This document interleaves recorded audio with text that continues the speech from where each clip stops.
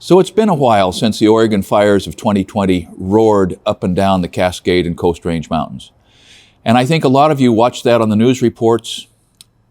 Nate and I and our families watched it on our local news reports, and in the ugly sky, the clouds and the smoke and the ash that were dropping on our communities. We watched it carefully because at one point it probably got within about 20 miles of where we live. And a lot of you expressed concern about whether or not we were personally threatened by it or if the Speck House was threatened by it, and it never was, except for the fact that the whole country was dry and the wind was blowing everywhere. But I can tell you that even though a lot of folks have forgotten about it, those of us in Southern Oregon haven't forgotten about it because of the scope of the loss, because it burned up my childhood home, the piece of the Cascade Mountains where I grew up and learned to hunt and learned to fish and learned to build forts. I can't take my grandson there this summer and show him Kelly Creek and Mokomas Creek. It's gone.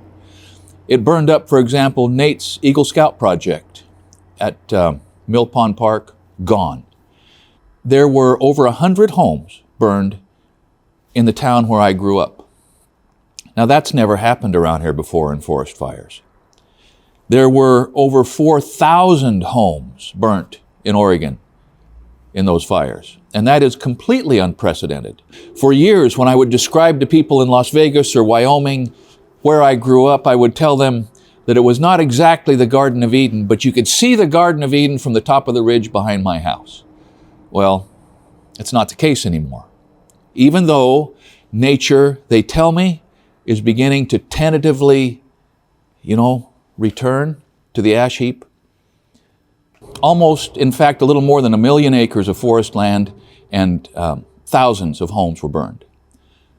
The good news is that nature will come back, not in my lifetime and probably not in yours, but it will come back.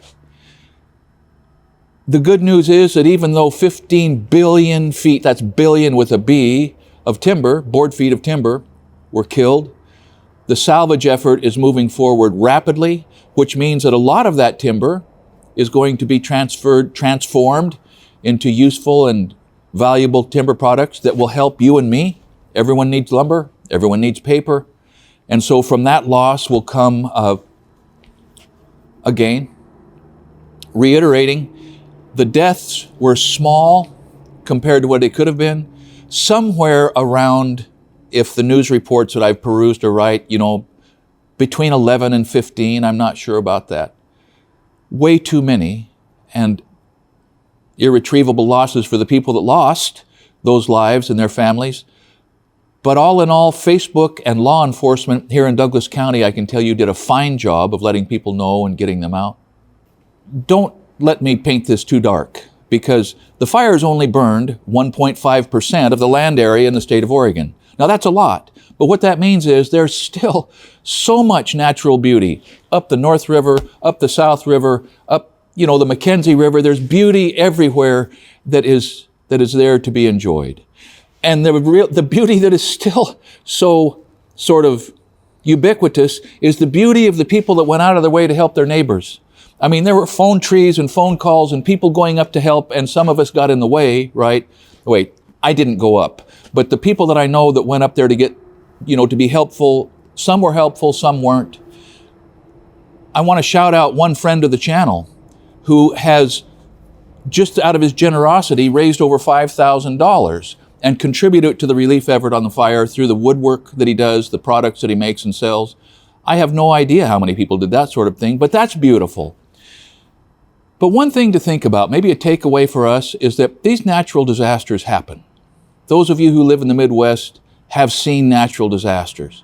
Texas just had something in terms of cold weather happen that was devastating. I have no idea what the loss might amount to in Texas from the unseasonable and almost unprecedented cold temperatures. So maybe what this can do, when Mother Nature runs amok like this, if we aren't right on the edge or the middle of the disaster, maybe we can use it to get smarter.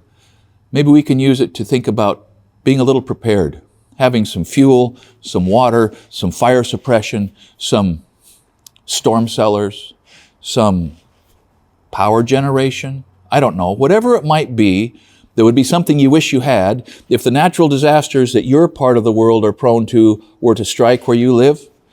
Maybe it's part of self-reliance to think about preparing for those as best we can. So, of course, as with every other loss, finger-pointing becomes a favorite pastime. But let's just talk about for a minute what I understand according to what I have experienced in my life and what I've read about what are the causes and what we can expect around this sort of thing. And before I take another swipe at this, I want to point you towards a podcast that we did, maybe 2 months ago, a month and a half ago, with John Blodgett. In the wake of the fire, there's a lot of finger pointing. You bet there it is. Because people want to know when your average citizen is sucking smoke, is at risk and is terrified. They want answers. Like, okay, who's responsible? Yeah. And the quick, expedient answer is to say global warming is the problem. Right. There we solve that question. Yeah, and that's totally inaccurate. Mm-hmm. And I'm not saying that global warming isn't a thing or that climate change doesn't have some effect on the increased temperature. Let's say that it raises the temperature of the earth by 1 degree. Okay, perfect. Like, I don't disagree with that, nor do I agree with it. I'm just saying that, okay. It's like a separate conversation. It's a separate conversation that is a mitigating factor, but it is a very small one. Yeah, It's separate from what started the fire. Yes. It's separate from the fuel loads. It's separate from inaccessibility into where the fires are. Lack of forest management over the last 30 years by our federal government. And I don't, at this point, I don't blame the federal government. I blame the citizens of the United States. It's us. We are the federal government. We are it. Yeah, and we as a people have pushed a message that we don't want to log. Yeah. Who's on the inside of the lumber and forestry industry here and has a lot of interesting things to say about forest management and the consequences of the choices that we make, we as a country. And an article in the Statesman Journal, which is a newspaper that has been published in the state for a long time and has a great recap in there of the statistics and the background on this fire and a lot of other fires. Because as it turns out, the fires this year were not unprecedented. They were a perfect storm of fuel loads and temperature and winds and ignition sources. These things have happened before, more catastrophically since about 2012. 2012 was the biggest acreage burn in recorded history or in recent history. Most of that fire was on the east side, big grass fires. But there was a fire in 1865, the Silverton burn, that burned almost 1 million acres in itself. How about that? There were several other fires back about that time that burned between 500,000 acres and 700,000 acres. That's a lot. That was before logging, that was before forest management, that was before fire suppression. Then came the Forest Service and the Oregon State Department of Forestry, who rigorously pursued fire suppression. Every fire, put it out. Because, and in about halfway through the time between the late 1860s and now, in 1936, the Tillamook burn burned a gigantic swath of the Coast Range and the town of Tillamook. 10 people killed in that fire. There have been other catastrophic burns before the 21st century. But we do have a problem now with fuel loads, with hot weather, with forest management. And so these things are going to happen again unless we take some sort of decisive action. So if this is a topic that interests you, and I assume that it is because you're still listening to me, I would hope that we could all understand that it's way more complicated than just our changing climate or just our forest management bureaucracy. There are so many moving parts. And you would expect that there would be, because it's the interface between nature and our need for the resources of nature. And that's not an easy thing to figure out, especially when we're talking about fires. So I recommend that you get all the information you can. Start with the interview that we had with John Blodgett on our second channel, EC2. I recommend you read the article in the Salem Statesman Journal about the recap on the fires of 2020. It's a good newspaper, it's a good article, it's good information. But just get all the information you can.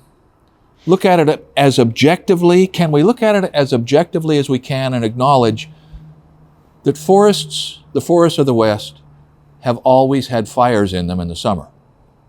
The question for us to solve is, how do we manage those fires?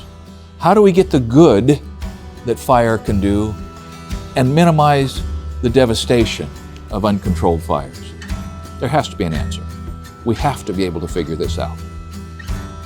Thank you for watching Essential Craftsman, and keep up the good work.